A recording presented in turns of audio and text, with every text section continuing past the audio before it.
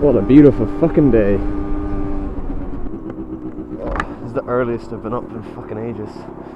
I've got 2 weeks off school, so for the old Easter. So I've just been fucking going to the gym and like working on the pulse, I suppose, just kind of polishing it on the car. But I do actually have a subject for today, for fucking once.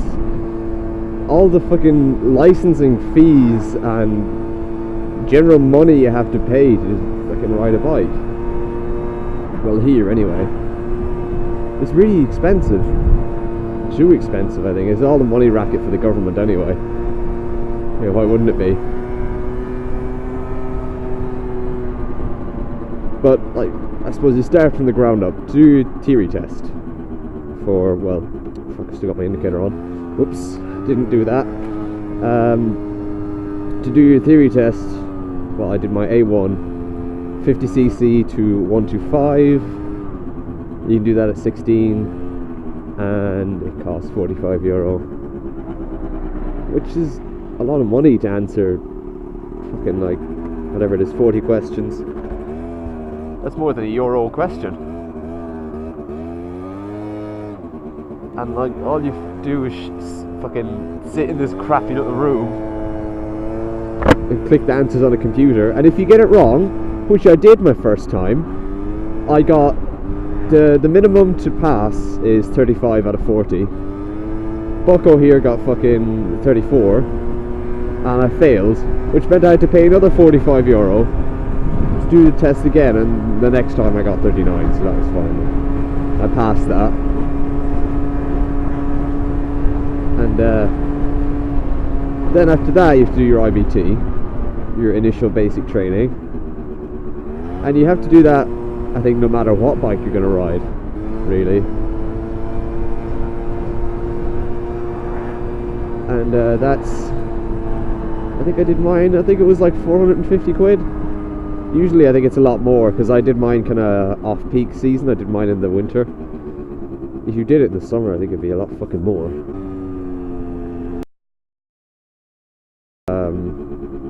Like 5 hours in a car park, 2 hours in a classroom. We did, what is it, 2, 4, I think it's like 6 hours on the road.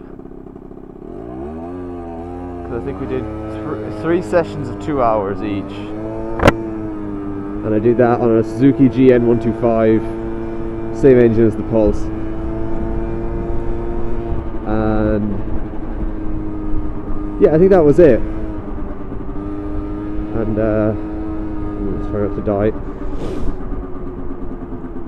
And that's an awful lot of money for that, but I did learn a lot from it. Like, if any, I recommend it to anyone that's kind of thinking about doing it, puts riding around without doing it. I'd recommend seriously do it, because I did ride a bike a little bit beforehand. I rode the Honda Cub for like, I don't know, 5 minutes on the road, and that was it.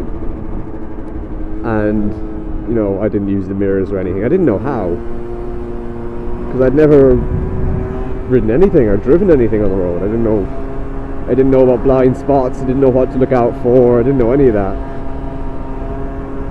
But it is a bit pricey. And then there's insurance. Oh, fucking insurance. Insurance on this bike. I'm 16. I'm a 16 male. I'm a student. 50cc moped, which is stored indoors most of the time. €550 a year. Now you can pay that in sort of different installments, but it's reasonable enough.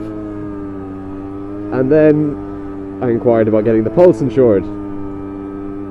€1,200 for a 16-year-old male who's a student who's storing the bike in a shed at night. And I don't live in a bad area or anything. Like, no offense to anyone, but like, I'm fairly near town. There's just a lot of old people living around me, really. I suppose it is jumping from, you know, 50 to 125cc. It's a lot of power. Well, it's a lot of Oh, ow. There's a lot of a difference, but it's still like, I don't know what the insurance is going to be for the car. I'm 17 in July. I've got a 1.3 litre Mitsubishi Colt GLX. It's 01. That's probably going to be like fucking $2,000 or something. It's just a bit ridiculous, like. And actually on this, I've only got fucking third party. So if I were to just fall off of my own accord and wreck the bike, the insurance wouldn't pay for it. And any damage that does happen to it, I've got to pay the first, I think, €400 worth of damage. The bike's only worth like 350. So basically, whatever happens to this, I've got to pay for this bike if I wreck it or do any damage to it. But the good thing about the insurance is that if I hit someone else, it'll pay for that. Tax is fairly cheap. It's like, I don't know, €50 on this. But in Ireland there is no MOT for bikes. There's the MCT for cars, the DOE for vans and heavy vehicles like buses and all that. And vintage cars over 30 years old are exempt from doing the MCT as well. They also get the cheap road tax as well. I think it's like €52 I think a year, which is nice because you can have like a 3 litre Mercedes or something, and you know the insurance will be cheap as fucking chips. Or not insurance, sorry, tax. But vintage insurance I think is probably cheap as well. Although my dad does have a Morris Minor, and we're asking about insurance for that, and I think vintage insurance, if it's on like special vintage insurance, you can only get someone who's over 25, I think.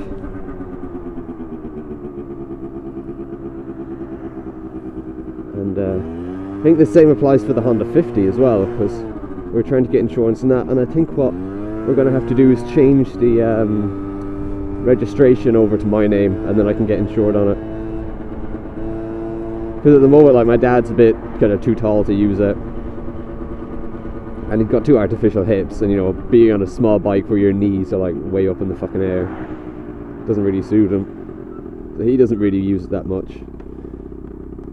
And I would. Those tires aren't looking too great. It's been doing burnouts. I'm sitting right in this fucking blind spot as well.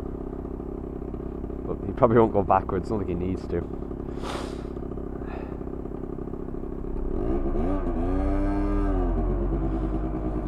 Oh, back to the IBT as well.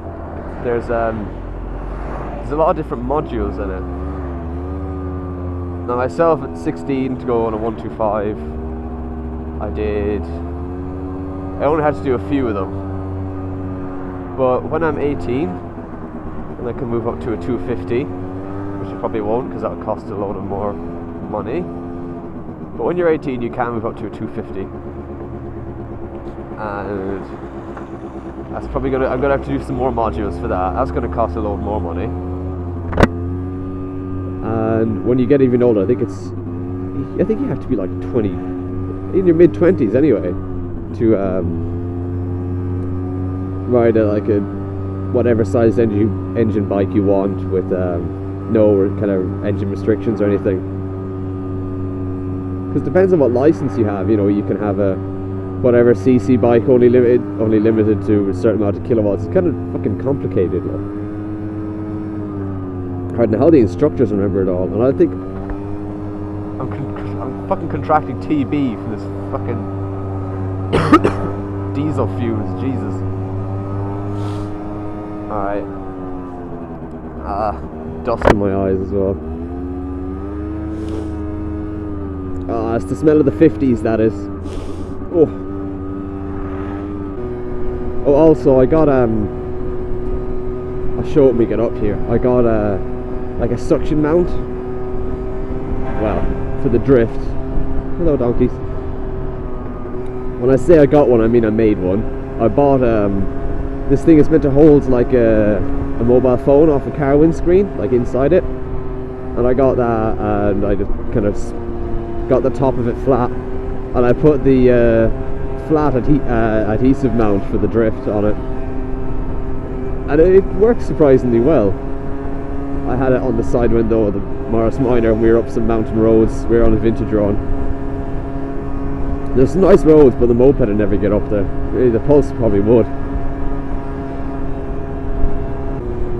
The footage I had from the car, because it was just all wind noise, I decided to put some music over it. And granted, it's not the best music. I was just looking to get sort of non-copyrighted stuff, so you know, you can always just mute the thing. It's better than wind noise anyway. Do is try and rig it up here and see how that works for me. It's going to be quite awkward, I can imagine. Right, let's see how this goes. I've got a very awkward wire going from the back of the camera. The camera is mounted on the Speedo. See, it's a bit shaky. Actually, it's really shaky. Maybe I can hold it with one hand. No, that's made no difference. Welcome to a worse form of vlogging than I had before. This choice is fucking bumpy as shit. And the moped with the world's fucking hardest suspension.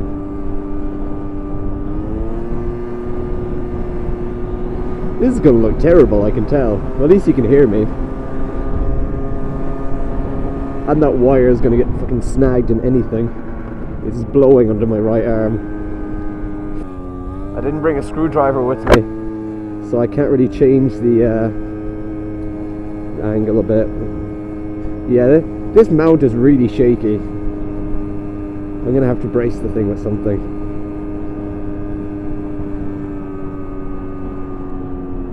If I just hold you. There we go. Maybe we can get a side view of these wind turbines. I'm not allowed in there, apparently. Oh Jesus. Oh fuck this mount. It's probably going to come off as well. Oh well, look, just look at me for the time being. Oh, it's fallen. It's fallen over. I can't pull in because there is nowhere to do that. It's not turned out as I hoped, really, mainly because of that. But hopefully the mic turned out alright, because that's the only redeeming point. Anyway.